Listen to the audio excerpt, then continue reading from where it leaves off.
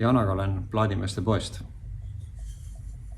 Välisnurkade faasimine ehk 45 kraadi all plaadinurkade kokku panemine on jätkuvalt suur trend.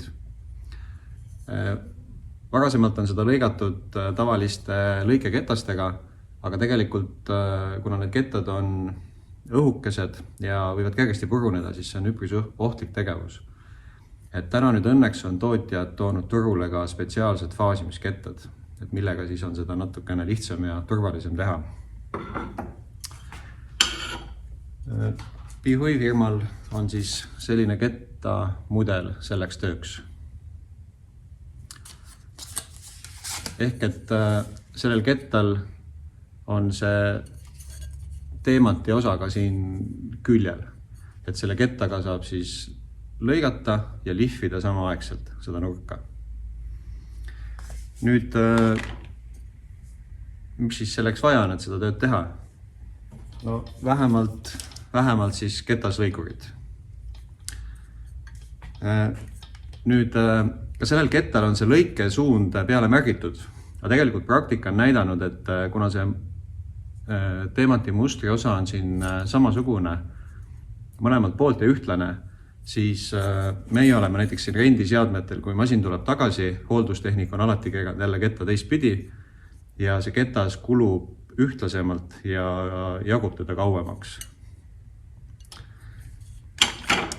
Aga jah, siis esimene valik ongi siis lõigata ketaslõikuriga käsitsi seda plaati nurga all.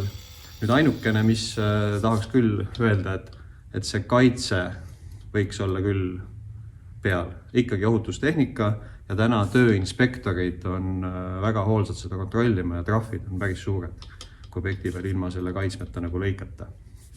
Ja kaitsmest on veel sellepärast kasu, et selle kaitsme külge käivad erinevad rakised, millega siis hõlbustada seda faasimistööd. Järgnevates videodes näitan täpsemalt, kuidas neid saab kasutada. Aga ühesõnaga jah, pole vahet, et kas sa lõikad lihtsalt siis nurklõikuriga seda faasi 45 kraadi, kasutad mingit rakist, et sul oleks lihtsamini teostatav, või siis juba kasutad sellist spetsiaalset faasimisaparaati, või ka siis elektrilist siini peal masinat, aga igal pool siis võiks olla faasimisel see faasimisketas peal. Et siis töö läheb lõbusamalt ja tulemus on parem. Nii et tule vaata täpsemalt Johan Smuuli 42 Plaadimeeste pood või Piilu e-poodi plaadimehed.ee.